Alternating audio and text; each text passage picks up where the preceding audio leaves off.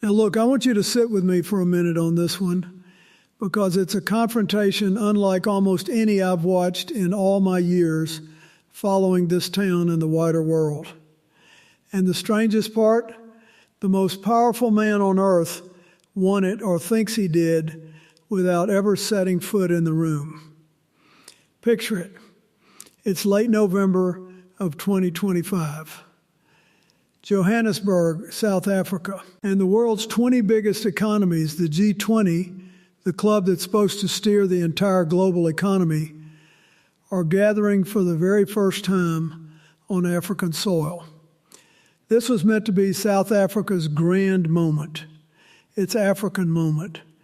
They even had a slogan for it: solidarity, equality, sustainability, the continent finally at the head of the table. And there was an empty chair, a big one, because the President of the United States, the leader of the single largest economy in that room, a founding member of the whole group, refused to come. He led a boycott. And on the surface, folks, that just looks like a man skipping a meeting, a no-show, nothing more. But if you look closer, and I mean really look, that empty chair was the opening move in a confrontation over something enormous. A confrontation over who runs the world's rule-making rooms, over what those rooms are even for, and over whether the old idea of nations sitting down as equals survives into the next decade at all. And most people watching didn't realize just how deep that fight actually goes. This touches your grocery bill, because these are the rooms where trade and debt and supply chains get hashed out. It touches the price of the metals in your phone and your car. It touches whether the great powers of this earth still talk to each other at all, or whether they just walk out. So stay with me. And I want you to hold on to two things tonight.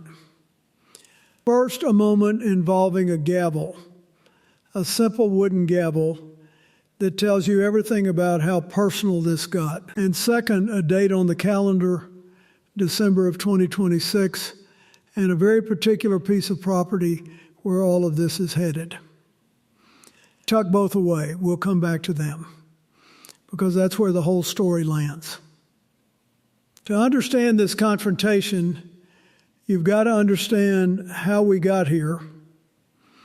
And it goes back to what the G20 was ever supposed to be.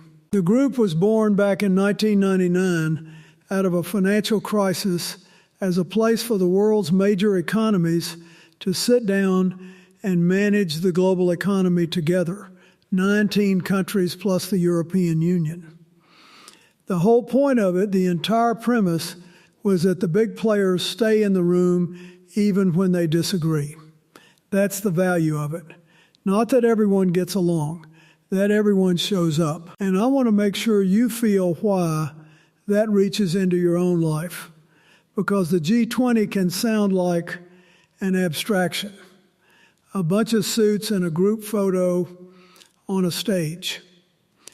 But these are the rooms where the world's giants coordinate on the things that come right into your kitchen. Whether global trade keeps flowing or seizes up, whether a debt crisis in one far corner of the world becomes a banking crisis in yours, whether the supply chains that carry the metals in your car and the chips in your phone hold together or snap. When the biggest economies stop bothering to show up to that room, the coordination doesn't quietly move somewhere else.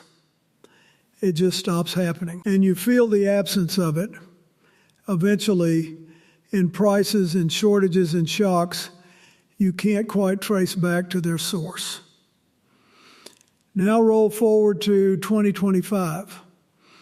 South Africa takes the presidency and wraps its year around the concerns of the developing world, the global South. Climate shocks, crushing debt, inequality, the desire of poorer nations to stop just shipping out their raw minerals and start capturing some of the wealth those minerals create. An ambitious agenda. And an agenda, frankly, that Washington did not care for.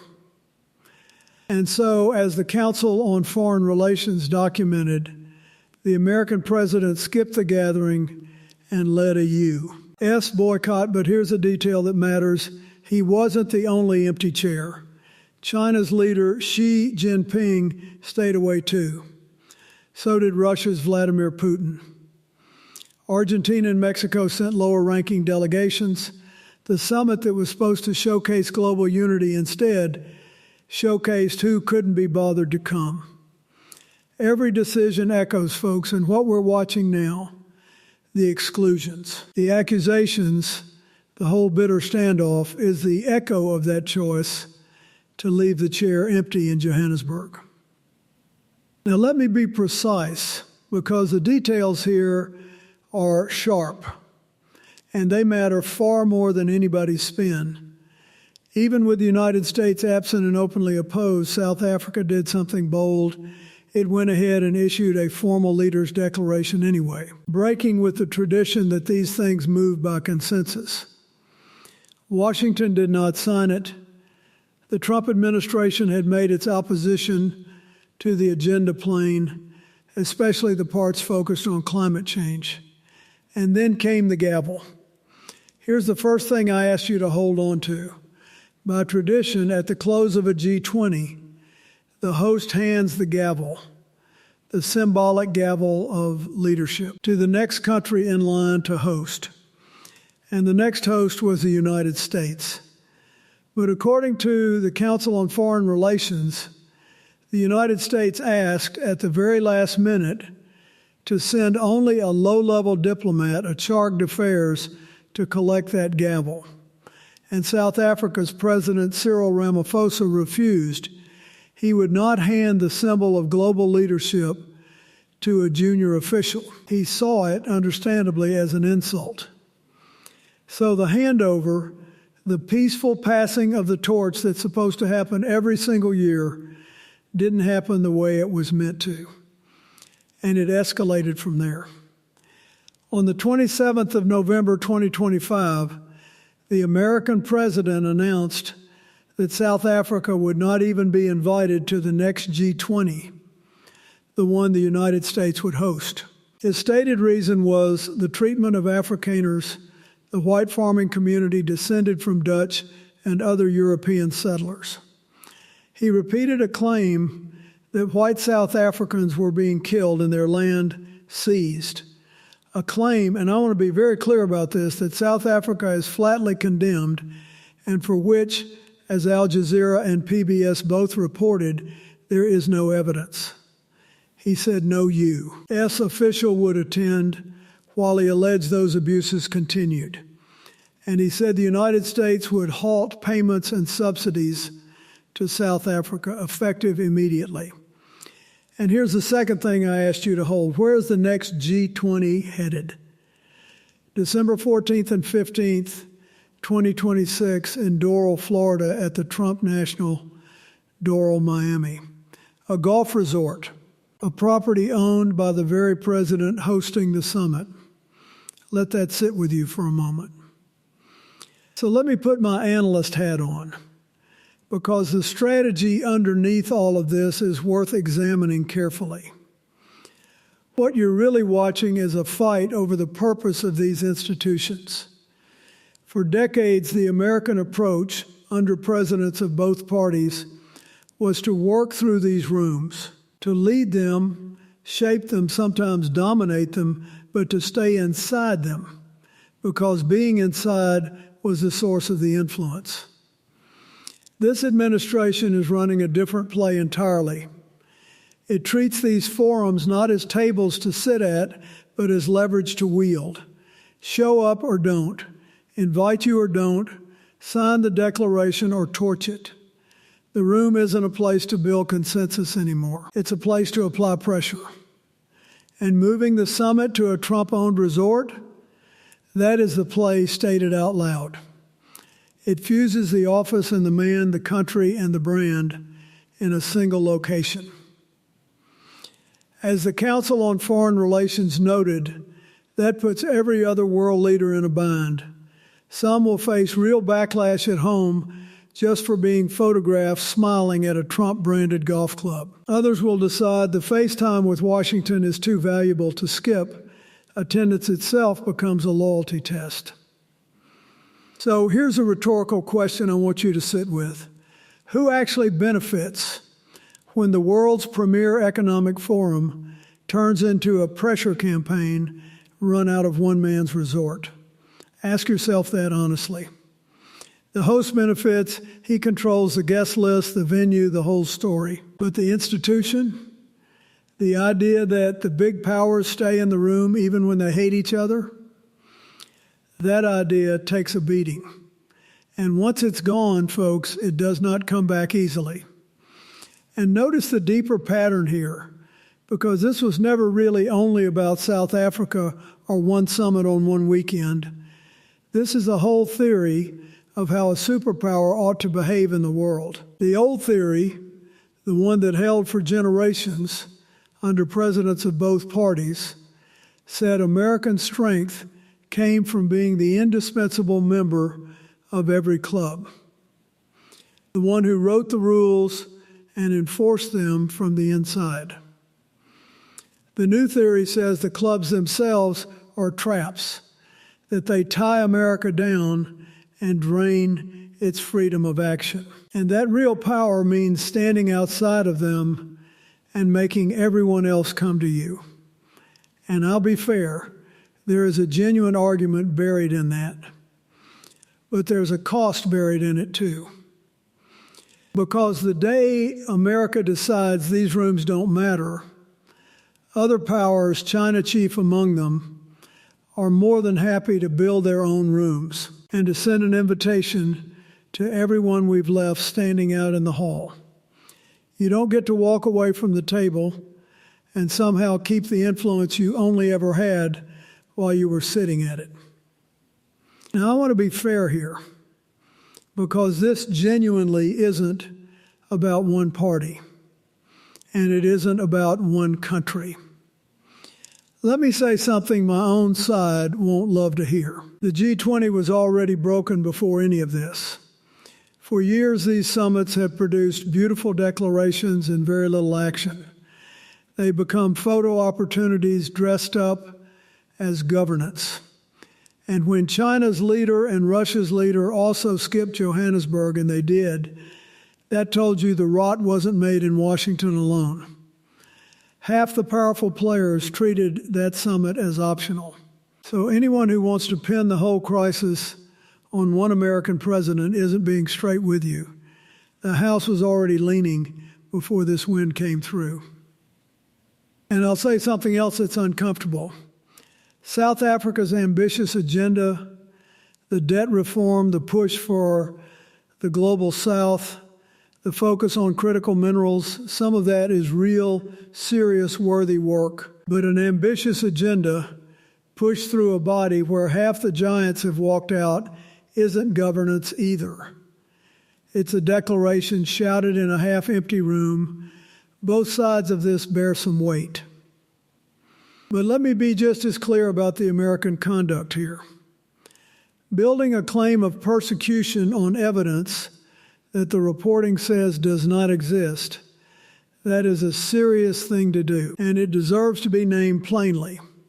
And hosting the world's economic summit at your own private business is exactly the kind of blurring of public office and personal profit that Americans of every stripe used to agree was a bad idea. You can hold all of that at once. The G20 was failing, and the way it's being confronted is making the failure worse, not better. So where does this go from here? I see three roads, and I want to be honest about all of them. Scenario A, the best case, and I'll be candid, it's the longest shot. The shock of all this actually forces a reckoning.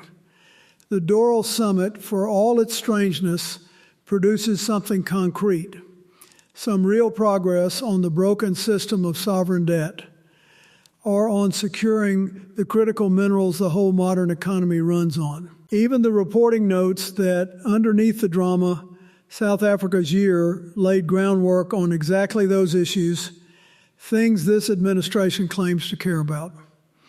In this version, the confrontation clears the air, the big players decide the room is still worth showing up to, and a bruised institution stumbles toward reform.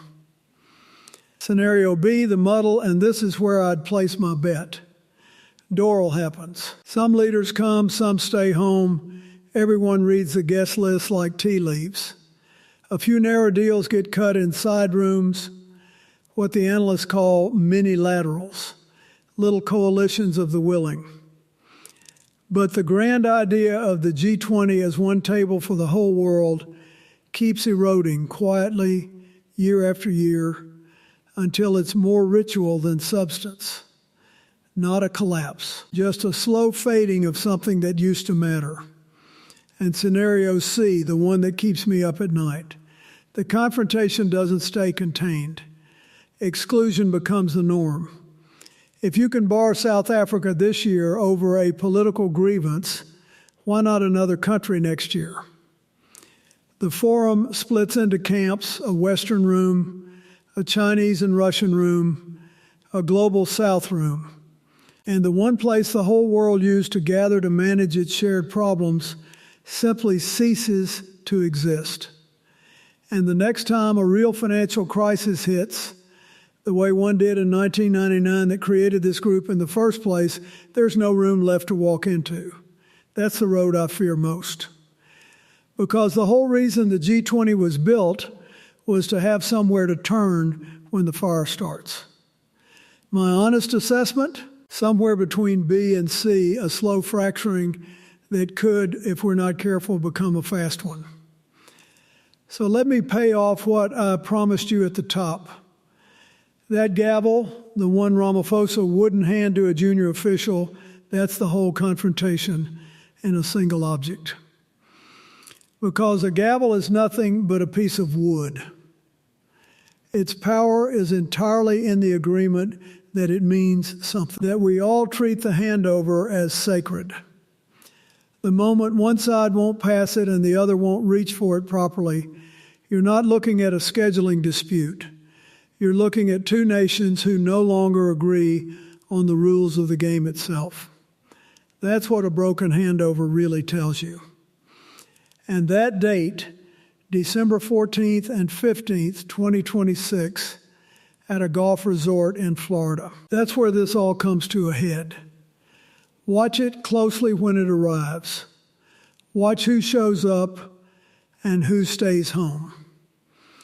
Because that guest list is going to tell you better than any speech whether the world still believes in sitting down together or whether we've quietly decided to stop. But here's where I want to leave you, and I want you to hear me on this. Institutions like the G20 are not sacred and they are not permanent. They are just agreements. Agreements that a bunch of rival nations are better off talking than not talking. And agreements can be rebuilt.